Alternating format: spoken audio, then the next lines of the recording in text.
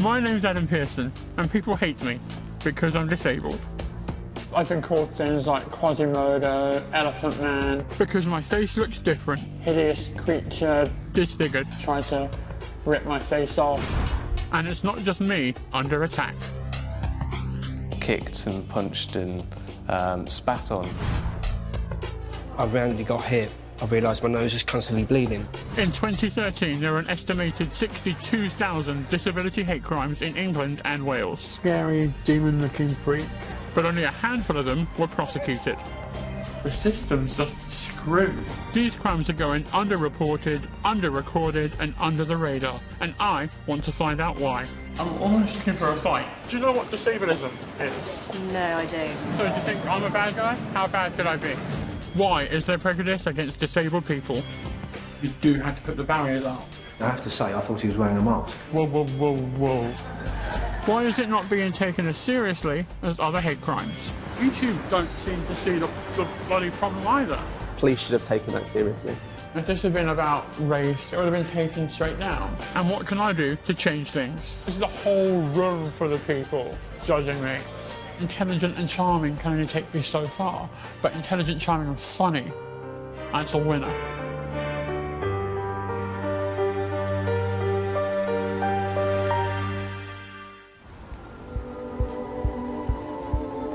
I'm Adam Pearson. You might recognise me from the telly. I've got one of those faces. I live at home in Croydon with my parents and my twin brother, Neil. I'm an actor and recently worked with Scarlett Johansson. Jealous? You should be. What's your best feature? I don't know hands. I have a condition called neurofibromatosis type 1, which for me means non-cancerous tumours grow on nerve endings on my face. I'm physically disabled and disfigured, but I make the most of myself. I think you need to work with what you've got, and I'd be an idiot not to. I get manicured, I'm partial to the facial. And ultimately it's all leading to getting my boobs done. I can laugh. I've lived with this for a long time. There you go. There you are in the garden. My condition was first diagnosed when I was 5 years old. There you go. You didn't even have the bump on your head in that one, so you must have been, I don't know, less than a year, I would say. I'm quite big for less than a year. You just thought you had a bump on his head. And then when the bump kept getting bigger, he diagnosed NF. My identical twin Neil has the same condition, but only my tumours grew on my face. There's Christmas again, karaoke. Born for stardom. We went back to see this plastic surgeon. He said, he will grow, the lumps won't, and when he's 17, he'll look like everybody else. Oh, I don't know how I didn't headbutt him. One, because he was so patronising, and two, because he couldn't have been more wrong, could he? Was that the day you started school? It was. Secondary school? Yeah. Yep. Day one of the longest 1,800 and however many days of my life. I used to live my life by terms, because somehow it didn't sound quite so bad then.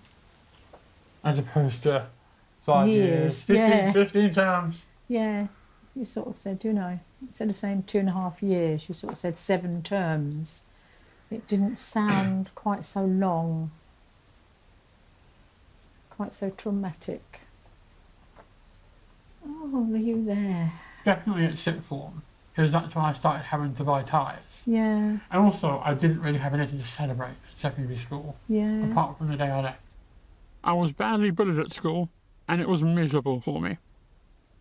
As I developed, so did my disfigurement, and along with that came other people's problems with it. These days, I try to ignore people's stares.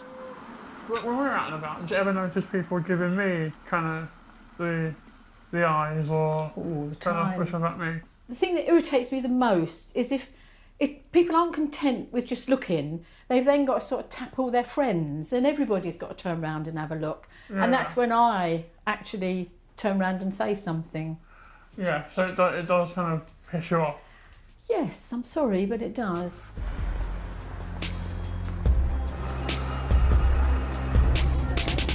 I understand that people will have natural curiosity, but it isn't always easy to live with people's stares.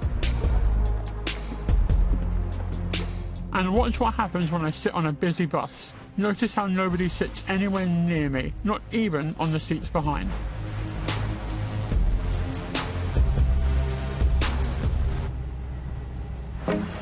Avoiding me is one thing, but overcompensating can sometimes be worse.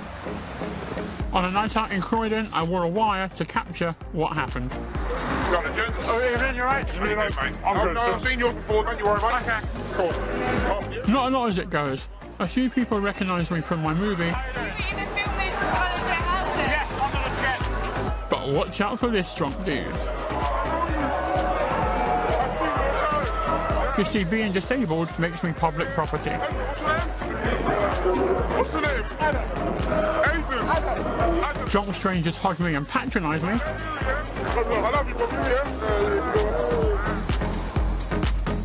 And elsewhere, other disabled people face this ignorance too. I know, yeah, how are you? Dan, an ex-soldier who uses a wheelchair, knows just how it feels. It's more curiosity I get than anything. Yeah. I've been called Meals on Wheels, Big Legs McGee, you know, and I'll laugh at it, you know. But the one word I do hate, and it makes my skin crawl, is the word cripple. And before we know it, ignorance is right in our faces. Thank you. I haven't had another drink yet.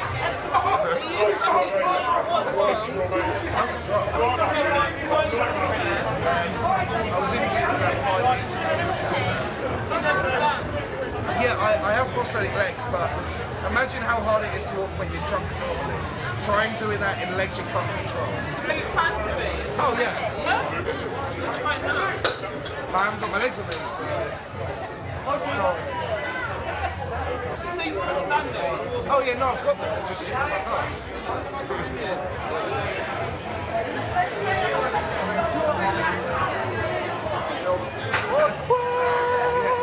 I was about to do exactly the same. No, I get it a lot, just random people always come up to me. There's quite a thin line between inquisitive, patronising, and then being a dick. Whereabouts does "do you want a wheelie" sit on that line for you? My coping mechanism with my injury is, like you said, to take the piss out of it, to take the mick. A lot of disabled people learn from a young age to use humour as a defence mechanism. I know I did. Really good to meet you, man. But some things just aren't funny. Hate crimes and hate incidents I've experienced. Classics are spastic, Elephant Man, oh look at his face, does he know it isn't Halloween, what time's the freak show. I had a guy in a club in Brighton once think I was wearing a mask and come and try and rip my face off. What kind of person gives birth to someone like this? Yes, he is an inspiration for horror films. Adam Pearson in entertainment, that's a joke unless you're playing the Hunchback of Notre Dame. Hideous creature.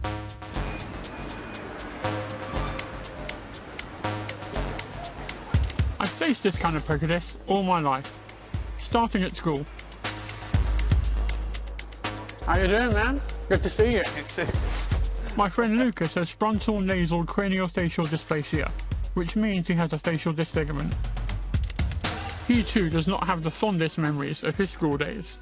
What's your first memory of someone saying something to you about how you look? My very first memory was my first day at primary school. This girl came up to me and she went, "What's wrong with your face?" And I didn't have an answer for that. How bad did things get for you at school? The worst incident that I had was where one boy had me pinned to the ground with his foot upon my head. I've also been kicked and punched and spat on even during my primary school. And how does that make you feel as a kid?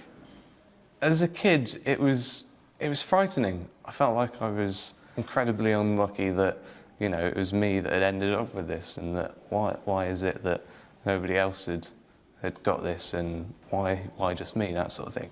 Were the teachers in any way helpful? I know for me that they weren't. And I remember one time they kind of put on the Hunchback of Notre Dame in one of my lessons, and one of the kids said very loudly, "Oh, we're watching Adam." And the teacher clearly heard it because he reacted to it, but didn't do anything. Were your teachers any more sympathetic to your cause? The teachers didn't follow up on any negative behaviour that was occurring, so it got a lot worse. It became that bad that my parents decided they were going to take me out of primary school and homeschool me. And I'm assuming you weren't bullied at homeschool? No, no. OK, just checking, exploring all avenues. Is this where the negative attitudes towards disfigurement starts? I believe that the negative attitudes are passed on through the generations. I know that often the attitudes of the parents directly affect the attitudes of the children, because I've had lots of instances where I've been called names and things have been said to me that children wouldn't come up with on their own. For instance, I've been called Elephant Man and things like that. So, and I know that 6-year-old children don't know of that, let alone, you know, 4-year-olds and 3-year-olds. So it wasn't on my Christmas list when I was 6, that film. No. I think that it's criminal activity. It's just, you know, starting at a younger age. Talking to Lucas has made me realise that if this kind of negative behaviour towards disability goes unchecked in schools, it will continue to be ignored in the real world. Prejudice against disabled people is called disableism. Whilst everyone knows the words racism and homophobia, I'm beginning to wonder whether disableism is an issue people are even aware of. I grabbed some unsuspecting people on the streets of London to find out.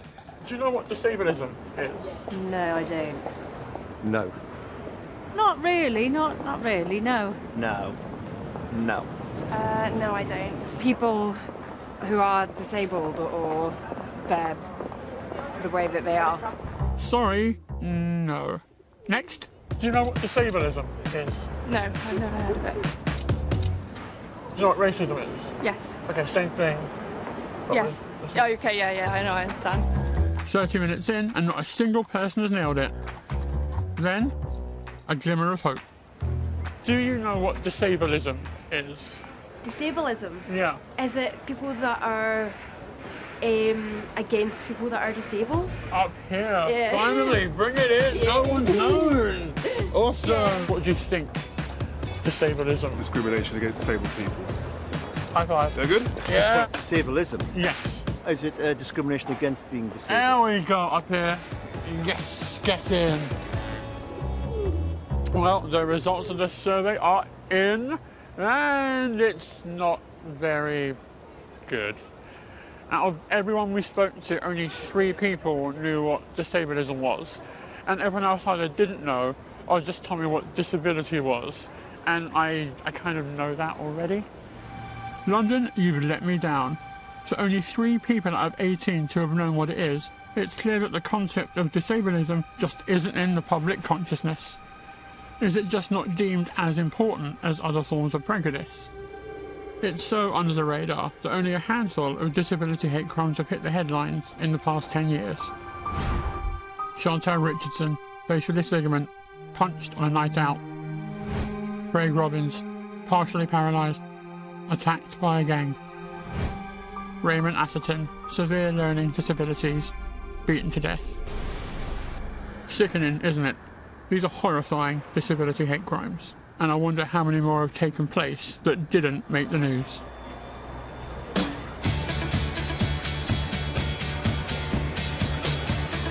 Right in the middle of looking into all this, I turn on my computer to find out I've been the target of a disableist hate incident myself. And it pissed me off a little bit. I put an interview about a film I was in up on my YouTube page. You mentioned before ignorance, and I'm sure the movie Under the Skin is something that will change those common perceptions. And at the end of the film, the female lead, the alien character, gets set on fire and burnt to death. And someone has posted this charming comment about me. What happened to the alien at the end of the film should have happened to him at birth. Lol. So he finds the idea of me being burnt to death at birth hysterical. I'll put lol at the end so people know it's a joke. And that is essentially genocide. So kind of something very similar happened to this in Germany in the 40s. And I hear it ended badly. And I hear it somewhat looked down upon now with the benefit of retrospect. This pissed me off. I instantly thought, you bastard. I'm not going to let this fly on my own page. I email YouTube, and they reply. Subject, action taken. So I thought, amazing. And the email says, we are unable to identify a violation of our community guidelines within your recent report to our safety and abuse tool. Nothing bad happened. Deny all knowledge. YouTube's guidelines are as follows. We don't support content that promotes or condones violence against individuals or groups based on race or ethnic origin, religion, disability, gender, age. The fact that YouTube have done bugger all stuns me. This isn't kind of a small company that don't know what they're doing and don't understand the law. This is a massive international company. This makes me think that the problem is a lot more higher up than I thought it was. This is going from me thinking, well, aren't people silly? Don't they need educating? Ha ha ha ha. I will be the guy that does it. To thinking kind of the system's just screwed. In danger of smashing the screen, I step away from the computer and head out with my twin brother, Neil. You're liking my manly cupcake? Yeah. Neil. Lovely shade of pink. Do you think that the kind of comment I got, do you think that violates YouTube's policies? This isn't a quiz. I'd say it would violate their policies, but it's hard to tell what websites' policies are. What we might see as something that's serious, a site like YouTube might not see it with the same level of severity. Because the actual policies, anything that could be deemed as offence or harassment aimed at an individual on the grounds of race, gender, sexual orientation, disability, or gender identity, shouldn't be done. And so I did report it to YouTube, and they said there was nothing wrong with it. Then surely if somebody makes an offensive comment that's aimed at you and is purely on grounds of disability, how much more proof do you clearly need to demonstrate to YouTube to prove that it's a disability hate crime and not just somebody making a random comment for a laugh? Neil's right, and I'm not going to let it lie. You're going to eat that cake or date it? That makes no sense. I'm literally not picking it up. I've been fobbed off by email, but I'm going to go old school and telephone Google, who own YouTube. Call me David, as I'm about to take on Goliath. I'm almost looking for a fight, because if this had been about race or had the N-word in it or what have you, it would have been taken straight down. So I'm very much in the kind of what the fuck kind of mood.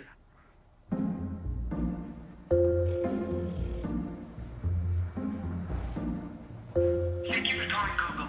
If you know the extension of the person you would like to speak with, press 1. If you would like to contact reception, please dial 0. Oh. So it doesn't go through. That's weird. So I want to contact reception, so I'll dial 0. 0. And it cuts off. And again, just cuts off. That's absolutely bonkers. How did Google not have a receptionist? I mean, and this is a company that prides itself internally on googliness and a forward-thinking, all-embracing, revolutionary, and they can't pick up a telephone. That's insane. If only there was some way they could look that up. Online, maybe. Would it be different if the abusive comment was about my ethnicity? Over 42,000 people have viewed my YouTube page, but as far as I know, I'm the only one seeing the problem. But when Liam Stacey tweeted racist comments about footballer Fabrice Muemba, Twitter users across Britain reported it to the police, leading to Liam's arrest. The public recognised this as a hate crime and were rightly outraged. There were 44,480 hate crimes recorded in England and Wales between 2013 and 2014. Yet only 4% of these were recorded as disability hate crimes. Is this because they weren't happening, or were there many more going unrecorded? According to the Home Office's official crime survey for England and Wales, there were actually an estimated 62,000 disability hate crimes in a similar period. Hang on! Why then were there only 1,985 hate crimes against disabled people recorded? I need to understand why the vast majority of disability hate crimes are going unrecognised. My mate Hayden has twice been the victim of disability hate crime, but he wasn't recorded as an official statistic. Hayden! Hey Adam. How's it going, man? Good to see you. Hayden has Cruzon syndrome. Like me, he's blind in one eye, partially deaf and facially disfigured. Rubbing the hair as well. He wears his hair over his eye to try and hide his disfigurement. You kind of done it. In a club in Milton Keynes one night, he was pushed over. He believes it's because he looks different. I randomly got hit and I didn't know it was all happened too fast. I was like, I blacked out for like 1 second and I just looked up and, you know, I didn't know what happened. Then I realised my nose was constantly bleeding. Hayden reported this incident to the police. How did the police handle it? They saw the CCTV, they saw some guy, but they didn't really do much about it. They didn't ask if you were disabled or anything that involved the word disability? They didn't really ask about any disabilities I have. Hayden didn't know that he could report this assault as a disability hate crime. I wonder how many other incidents like this have gone unnoticed. Just last week, Hayden was assaulted again in this nightclub. I asked him what he was doing and he said something about, why is my hair like this? So basically I just said, well, he pushed me after that and I felt the force. He just like pushed me quite hard. Then I said, what are you doing? And his friends just pulled him back. And that was really the last time I saw him. Have you reported it? No, I just let it go really. I just didn't really bother. I just didn't think it was that worth it. I suspect many more disabled people like Hayden are just absorbing this abusive behaviour as a fact of life rather than taking action. And do you think it's because of your condition and how you look that people tend to give you more aggro than they otherwise possibly would? I think it is. That's why I've had a lot of surgery changes in my life, because I keep trying to make myself not look disabled. Do you know much about the law surrounding hate crime, disability, race, religion, etc.? I've never been aware of the disability hate crimes situation. I've always been aware of like hate crimes, racism and things like that, but not about disabled people. Disability hate crime and the laws around it are just not on people's radar, not even people who are disabled.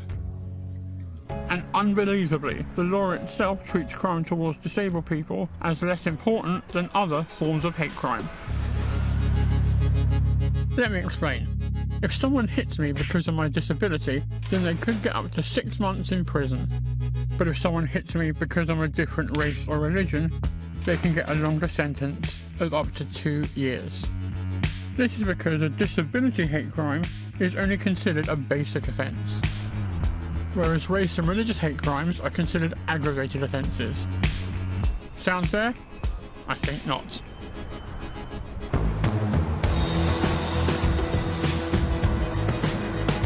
The more I look into all this, the more determined I am to make a difference. I've been on the receiving end of a hate incident. I'm going to report it to the police, and I want them to take it seriously. I don't know how seriously the police are or aren't going to take this. In a perfect world, they'd deal with it like they would any other form of hate crime. So my big concern is that I'm not quite sure they know what they're dealing with, and that disability hate crime is a thing and is a problem, and that's what I'm going to try and find out this time. And it's a really disappointing result. He said that because they're not actively saying, I'm going to come to your house and burn you alive, that there's nothing they could do.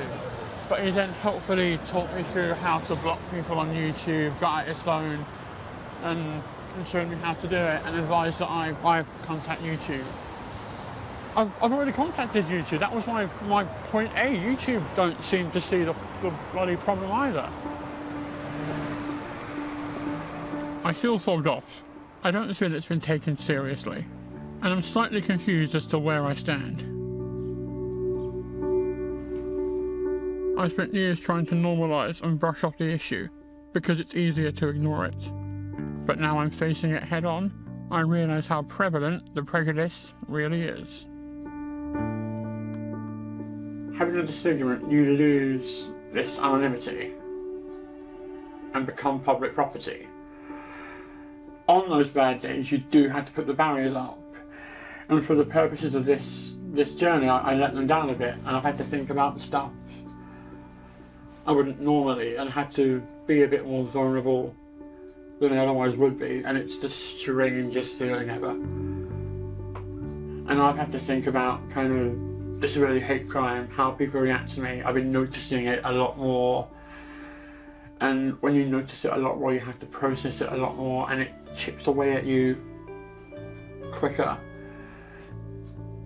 I think there's times when I'm there doing the Pearson thing when I really don't want to be doing it.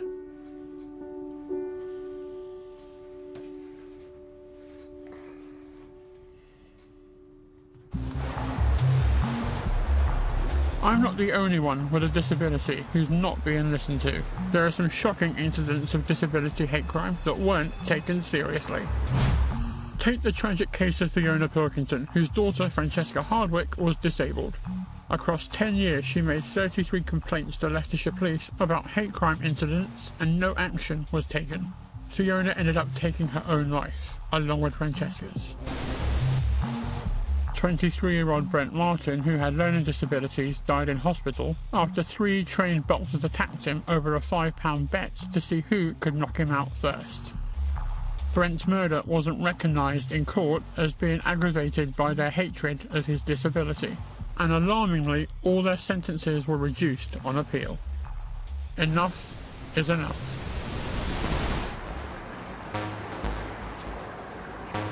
I have to pick myself up and keep going. I can't let ignorance win. I need to find out where I stand on the abusive comment I received. So I travelled to Brighton to meet Dr. Mark Walters. Mark? Adam. Adam, nice to meet you. How are you? I'm good, thank you. How are you? A specialist in hate crime laws from Sussex University.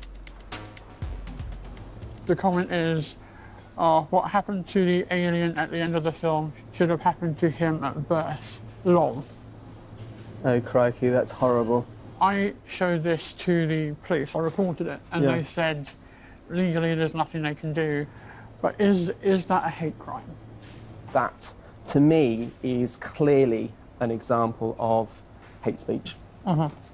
So there are various different pieces of legislation that this could be pursued under, and I think that the police were incorrect to just say to you, there's nothing we can do about this. They should have at least investigated this properly. Yeah. Because not only is this a case of stating that you should have been killed at birth, but it's aggravated by the fact that they're referring to your disability. Yeah. I'm pretty alarmed by this. I'm assuming that you were probably quite distressed by it. I was not best pleased. And it could be interpreted as being abusive. So there are 3 pieces of legislation that are relevant to that message, and the police should have taken that seriously. Hate crime laws protect 5 different minority groups on the grounds of race, religion, sexual orientation, transgender, and disability. But unfairly, there are different laws that cover these groups, and disability is excluded from certain hate crime laws. If you're going to prescribe and legislate against hate crime, and you've identified 5 different groups that are deserving of protection, where there is clearly an issue of targeted violence, targeted abuse, you need to treat all of those equally in law. Because if you don't, it sends out the unintended message that those groups are less worthy of protection than other groups. Yeah. And I just think that's not acceptable. And do you think they should, all 5 characteristic groups should be included just under one piece of legislation, under one banner? Yes. If disability hate crime is not treated equally in law, how can we expect the rest of society to take it seriously?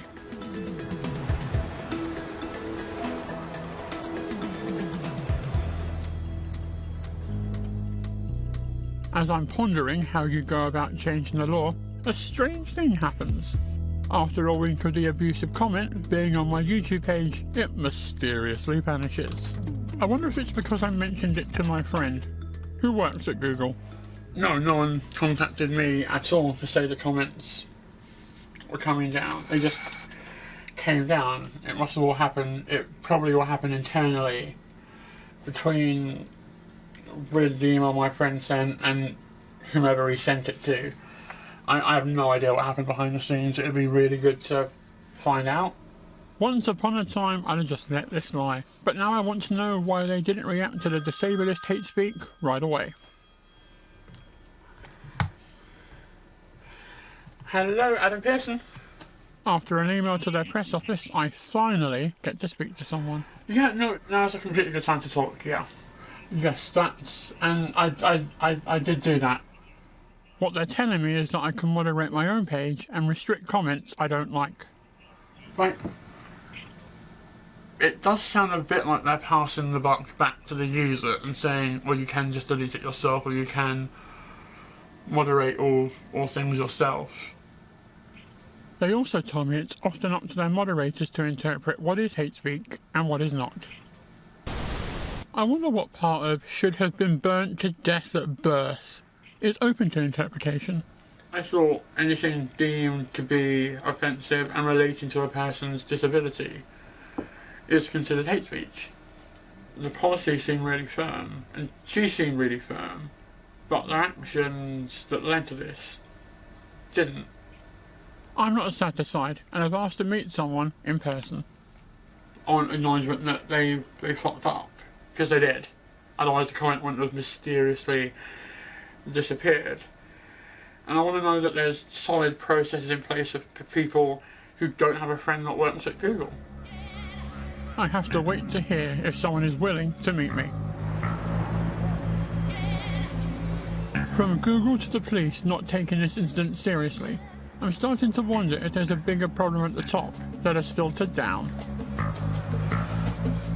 From 2013 to 2014, there were 10,532 racially and religiously motivated hate crimes convicted in England and Wales, and only 470 disability hate crimes convicted. Whilst there were more racially and religiously motivated hate crimes overall, the difference between these numbers is so huge that as well as these crimes going under the radar, it could also suggest that there's something worrying going on in the way these crimes are being prosecuted. Thanks very much. Bye. In 2013, Michael Fuller, Chief Inspector of the Crown Prosecution Service, published a report revealing that disability hate crime specifically was being overlooked in the way it was prosecuted. Hi, Michael. Hi. Hello, Adam. Adam, pleased to meet you. Yeah. Is it a lack of awareness, or is it because the police, juries, etc. don't understand the issue? What the inspection found is the police officers, they often feel very awkward about asking people about their disability, so they feel uncomfortable about that. And as a result, the offences they may come across or be called to aren't always recorded in the way that they should be. So, issue number one. The police are too embarrassed to ask about disabilities, so aren't recording incidents as disability hate crimes. Why do you think when it does make it to court, it seems to be taken less seriously than other forms of hate crime? So there was quite a serious problem there in that there's a duty on the prosecutor to highlight to the court that a particular offence is a disability hate crime, and there is a legal provision that enables them to do that. Issue number two. Prosecutors aren't stating to the courts that these offences are disability hate crimes, so they're not being convicted as such. And what we found is that legal provision, the sentence uplift was not being used enough, and as a result the sentences weren't reflecting the seriousness of the disability hate crimes. Issue number three. If they were highlighted as disability hate crimes, the judges would have to hand out longer sentences, though still not as long as for other hate crimes. So the system is failing disabled people? I don't know about failing. Is the legal provisions that are already there are not being used in the way that they should be. And it was really refreshing to talk to someone who was so open and honest about the issue. Michael Fuller seems to think that the laws for disability hate crime are fine, they're just not being used properly. And to a degree I get his point, that if judges aren't aware of the uplift for disability hate crime and how to use it and how to apply it, then it just simply won't be used. So raising awareness is really, really important. It's no wonder that disableism and disability hate crime don't register as an issue with ordinary people.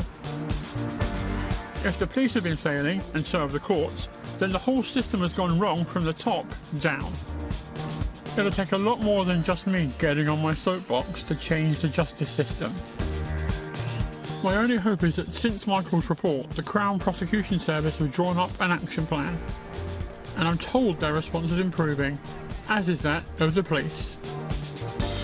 But let's face it, this kind of thing could take years to come through. I want to understand more about what leads people to carry out disability hate crimes. What causes this prejudice? Take the movies. Baddies always seem to have scars, burns, hooks, or even sometimes just a big nose. What does a villain look like? They have to be kind of different from everyone else. They all have something scary about them, like physically. The Joker, Two-Face, a lot of the Bond bad guys have disfigurements. Why do you think they do? I haven't really thought of that. Society makes them kind of seem like they're scary because they're different from people or they look different. I think it goes back to old prejudices about the way that people look. And do you think that's a fair portrayal of disfigurement? Bias. The way that somebody looks has absolutely no bearing on the way that they are. And so do you think I'm a bad guy? How bad could I be? You seem nice enough. So the industry's being lazy, using disfigurement as a shorthand for evil, and people don't even seem to question it. But is it just negative stereotypes that cause prejudice against disabled people? Or does it run deeper than that?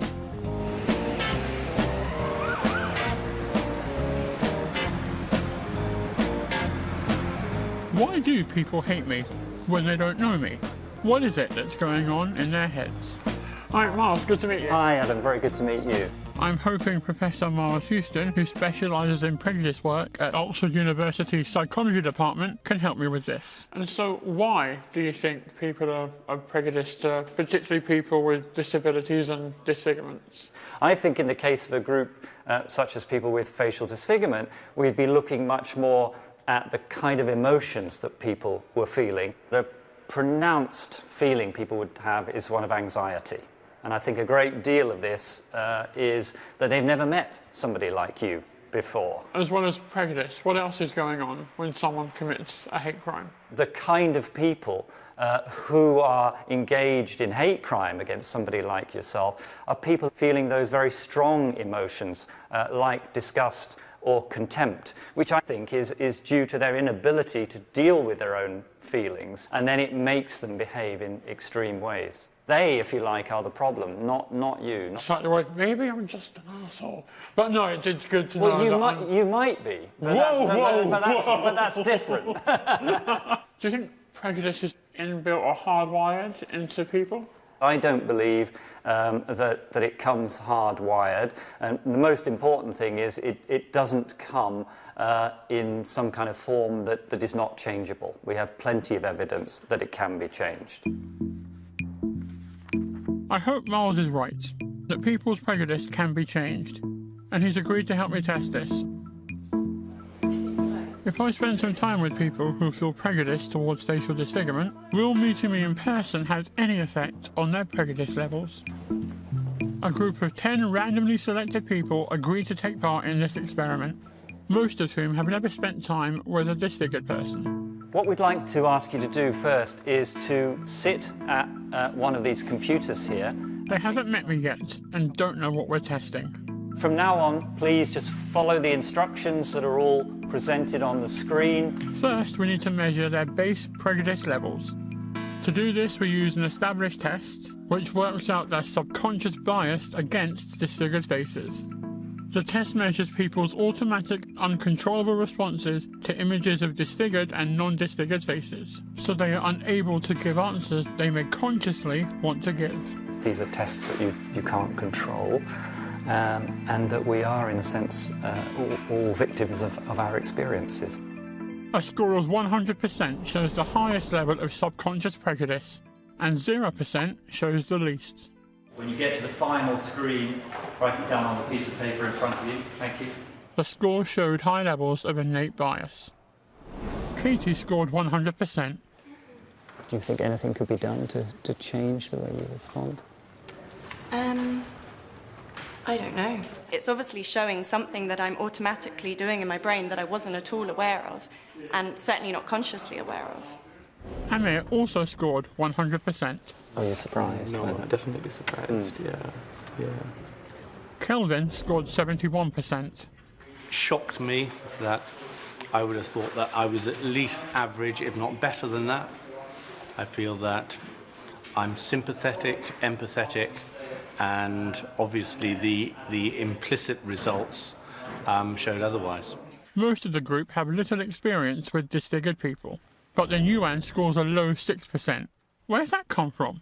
I've had some experience, like, with people with facial disfigurement, but not a lot in the recent times. How was that? How did you come to have that experience? I've done care work previously, and I guess you spend more time than probably usual. Apart from Yuan's, these are high levels of innate prejudice, so I have my work cut out. Because what happens next is the real test. I'm now going to take you downstairs, and guess what? I'm going to introduce you to somebody whose face you've just seen. This second part of the experiment has never been tested before. If this group spend time getting to know me, will their prejudice levels reduce? Miles has told them to ask me questions to help them start to develop a relationship with me. Then they'll be tested again. I have 1 hour and a game of Giant Jenga to help me break the ice.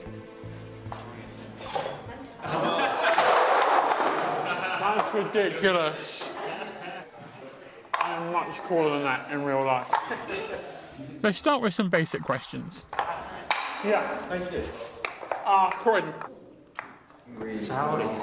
I'm 29, nearly 30. But for this to really work, they need to get more personal. Somebody asked me upstairs, I think it was you, you asked me about whether you could ask anything you wanted.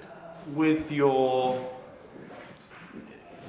facial disfigurement, is your twin an identical twin? Yes, he is, though the condition affects him differently.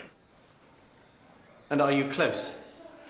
We don't have any of that kind of people are like, oh, do you have those like twin moments? And well, one time someone hit him in the head and my fist really hurt. But apart from that, we've had none of those kind of psychic moments. How is your eyesight at all affected? Yeah, so I'm blind in this eye. I lost this eye when I was about 10, and I've been partially shot in this one since about the same age. I was worried when I saw Adam downstairs after we'd finished playing the Jenga game. He was talking and there was quite a large physical distance between him and everybody else. And I worried that maybe the reason people were pulling back like that was because of this anxiety and that they would just feel they didn't want to get too close to him. The group will now take the test again to see if getting to know me has had any effect. Please just do the test exactly as you did before, okay? Just because they've now met me, they still can't affect the results of the test. It measures the brain's automatic responses to the images they see. And as before, please leave the score up at the end. Will their prejudice scores come down, or are people's biases unchangeable? This is only a one-off experience, but we are asking that an hour or so today can undo the events and the experiences of a lifetime, so maybe that's very optimistic. The results are coming in. Kelvin's first score was 71%, and it's now dropped to 50%. Katie's score was 100%, then fell to 42%. Amir, how did your second test go compared with your first test? It was really different. Amir's score was 100%. Amazingly, this has fallen to just 12%. Why do you think your score has changed so much? Just meeting him, when we first went in, the way I looked at him was very different. I looked at his face and focused really on his face. Yes. And then towards the end of it, I realized that I had actually started processing a different mental image of him. Yeah. Absolutely had an effect. So what were the overall results for the group? The scores have become much less prejudiced taking the test again. 9 out of 10 people considerably reduced their prejudice score. Getting this group of people together to meet someone like Adam has shown me the power of face-to-face interaction with somebody from a group that you have no contact with. Looking at the test, I'm even more positive about that because in 9 out of 10 people, so overall, a clear tendency for prejudicial reactions to be reduced as a result of meeting Adam. Actually meeting a person who actually has facial disfigurement has really sort of helped me personally to understand what it's like to live with that kind of disability. I think I felt nervous initially because I didn't know how he was going to react to us. Once he started speaking, that broke down the barriers, and now we're all relaxed with him and we see beyond his disfigurement. I was ridiculously encouraged to find out what happened. After the group had met me, I expected a few people's results to be better the second time round than the first time, but 9 out of 10 is an astonishingly good number.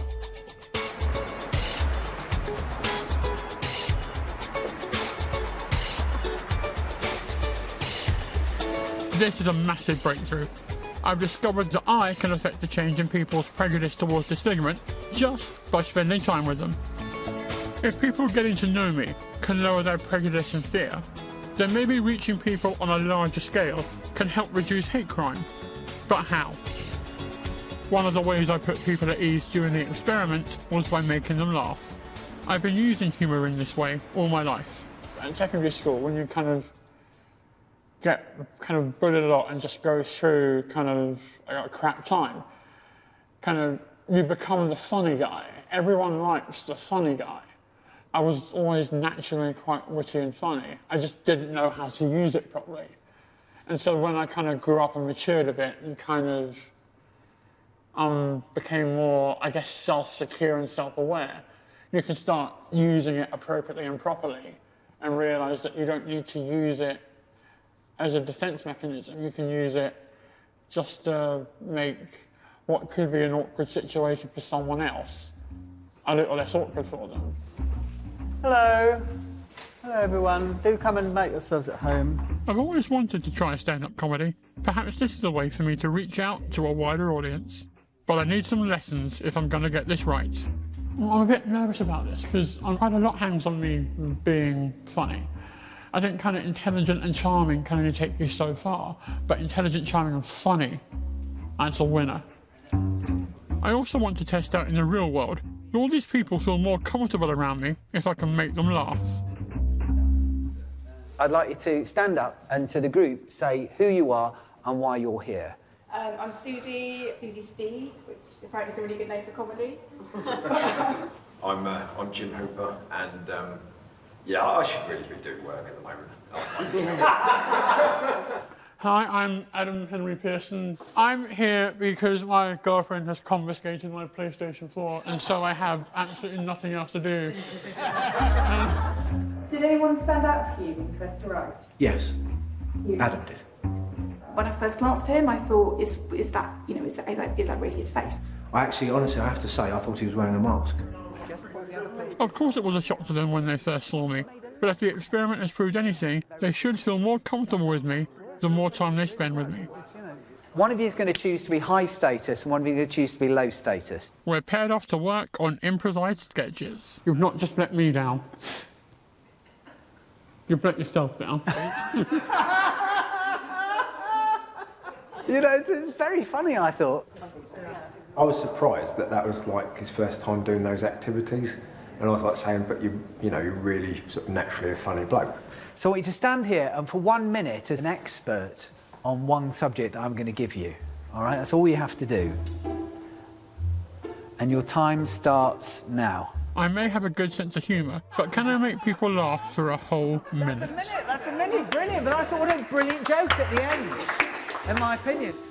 And I'm last up. Oh, well, good ways and bad ways of letting somebody down gently. And your time starts now. Okay, so we have to let people down. That's a fact. And there are ways of doing it well with decorum. That means you can still talk to your ex and they don't take out a restraining order against you. And there are bad ways to do it. For example, don't do this. I learned it the hard way. Hey babe, how are you? Yeah, I'm fine. Everyone that has a boyfriend, take one step forward. Whoa, whoa, whoa, whoa. Don't sit them down and go, it's not you, it's me. I'm the one that's been fucking your sister? That's a minute, that's all we get. We know don't get to the end of the anecdote. He was much more confident than I thought he would be. It just changes, you think. I mean, I'll be saying to people, God, I met this guy who's disfigured. You know, he was really funny. He participated exactly the same as anyone else and was incredibly funny, which meant then the outstanding thing was we were all shocked that he'd never done it before. And did you find Adam's disfigurement stopped standing out the more time you spent with him? Absolutely, you completely stopped noticing it. You're just talking to Adam. So it seems I can use humour to reduce fears and put people at ease. And now I want to get out there and make people laugh. I'm really buzzing right now. This was crazy. This for me was the acid test to am I as funny as I think I am. And to be in a kind of a room full of 9 other people that have done this before and me kind of having my first lesson, trying to pretend I'd done this before, was really nerve-wracking. I've definitely got a bit of a taste for it now. But before I embark on my life of fame, riches and world domination, time to see what my mum thinks. We did this stand-up comedy class. But then they're all on your side. They would have probably felt sorry for you and they thought, oh, we'll laugh. Well, that's a bit... mean. That's a bit mean. I'm not entirely sure that's not a hate crime. Like, bloody hell, this went south really quickly. Could my own mother be a disableist? Out of curiosity, do you know what disableism is? Not really, no, but I can imagine what it is. What do you think it is? Give me an educated guess as to what disableism is. Prejudice against people with disabilities? Exactly. Good old mum. I was starting to worry.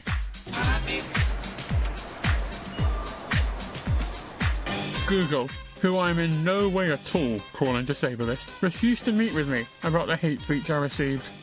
However, they sent me the following statement in an email. YouTube has policies against hate speech, harassment or bullying. We review reported videos and comments 24/7 and remove them if they violate our community guidelines. We also provide moderation tools to help people control comments on their channel, including the ability to review comments before they go live, block certain keywords or users, and remove comments. Yeah, I was pretty disappointed with that too. With Google support or without, I've got my own ideas as to how I'm going to start educating and engaging with people on the issue. I've been booked for my first ever comedy gig, and I'm bricking it. I have no idea how this is going to go. This is a whole room full of people judging me. I think I'm hilarious, but other people might incorrectly disagree. What I've learned through this whole journey is that if people are kind of exposed to disability and disfigurement in a positive way through comedy, then they kind of become less hostile towards it, which then in turn breaks down prejudice, which breaks down hate crime. She's been waiting around,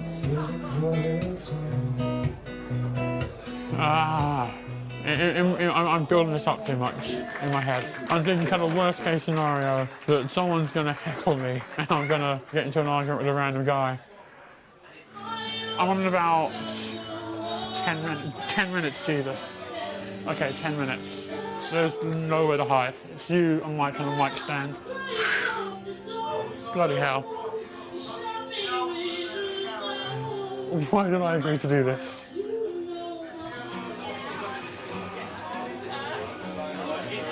Okay. Freeze. Good. Okay, let's do this. It's my pleasure to introduce stand-up comedian. His name is Adam Pearson. This is going to be his stand-up comedy debut. So give it up for Adam!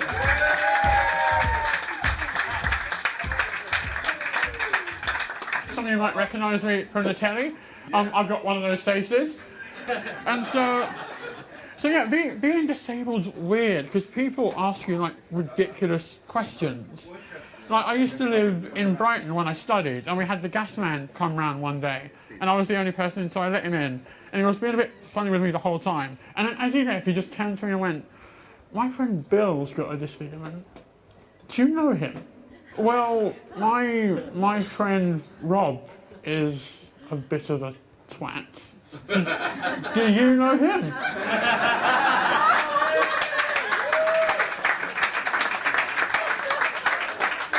And then, to make it more awkward, it turns out I did, in fact, know Bill. We in fact, dated the same girl for a while. I've had to stare into the ugly face of disability hate crime, and I've learned that I've got to stand up and be counted. Maybe I won't. I'm going to continue getting in people's faces and sorting out their attitudes. But I can't affect a change all on my own. The police, the justice system, the media, society in general, it's your responsibility too. And for all those that still have a problem with it, get over it. Because I now know you can.